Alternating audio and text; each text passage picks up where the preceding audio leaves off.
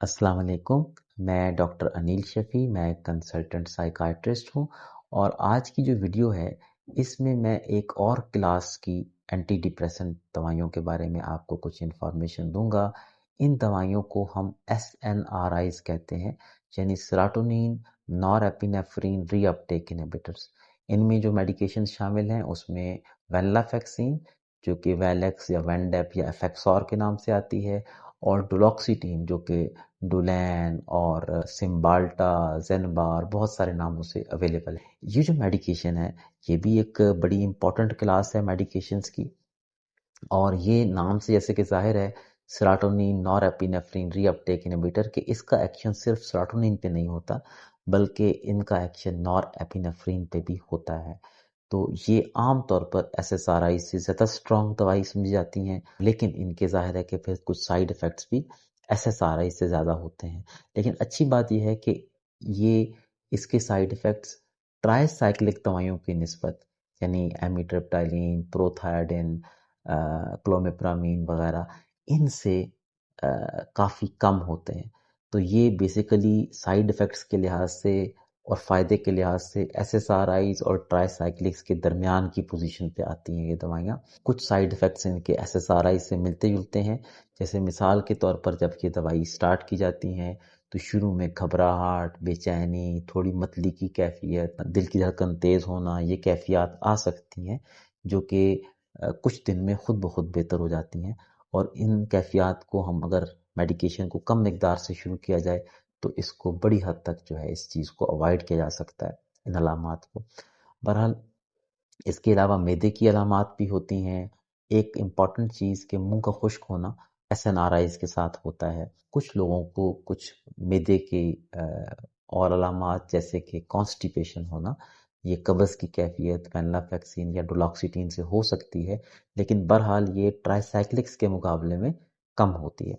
एक इसमें और इम्पॉर्टेंट चीज़ है कि ट्राईसाइक्लिक्स और SNRIs दोनों, क्योंकि ये नॉरएपिनेफ्रिन पे काम कर रही होती हैं, जिन लोगों को जिस्मानी तौर पर कुछ दर्दें वगैरह हों, जैसे आपने देखा होगा कि शुगर के पेशेंट्स को न्यूरोपैथीज हो जाती हैं जिसमें मुख्तलिफ तरह की जिस्मानी दर्दें, उनको तकालीफ शुरू हो जाती हैं, तो उसमें डिप्रेशन और एनजाइटी को तो ये कवर करती ही हैं, लेकिन उन जिस्मानी दर्दों से भी ये जो है ना फ़ायदा देती हैं बंदे को। और इसीलिए अक्सर जब शुगर के पेशेंट्स को तकलीफ दे न्यूरोपैथीज हो जाती हैं तो उनके डॉक्टर्स उनको भी फ्लुओक्सीटीन आमतौर पर प्रिस्क्राइब करते हैं, बावजूद ये कि उनको डिप्रेशन ना भी हो। तो ये भी इसका एक एडिशनल फ़ायदा है। इसी तरह से अगर हम बात करें कि सेक्सुअल डिसफंक्शन की, तो जिस तरह SSRI से सेक्सुअल डिसफंक्शन होता है, ऐसे ही SNRI से भी सेक्सुअल डिसफंक्शन हो सकता है। इसलिए इस साइड इफ़ेक्ट की अगर बात करें तो ट्राईसाइक्लिक्स जो हैं वो इन दोनों क्लासेस से इसमें रिलेटिवली इसलिए बेहतर हैं कि वो सेक्सुअल साइड इफ़ेक्ट्स जो हैं वो कम करते हैं। लेकिन दूसरी तरफ अगर हम ये देखें, ट्राईसाइक्लिक्स की जब हमने बात की थी तो हमने बताया था कि ये जो कुछ ख़तरनाक साइड इफ़ेक्ट्स है, दिल पे असर होना, SNRIs में इसका चांस बहुत थोड़ा होता है।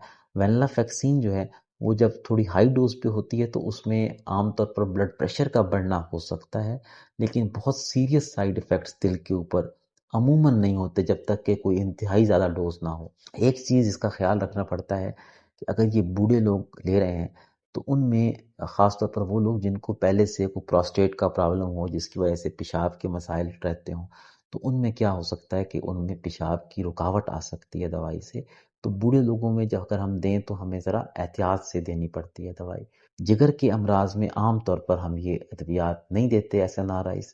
प्रेगनेंसी में अगर ज़रूरत हो तो ये ली जा सकती हैं, और दूध पिलाते हुए भी ख़वातीन जो हैं वो इसको ले सकती हैं डिप्रेशन या एनजाइटी के लिए। आम तौर पर ये मेडिकेशन जो है वो एनजाइटी और डिप्रेशन के लिए यूज़ की जाती हैं।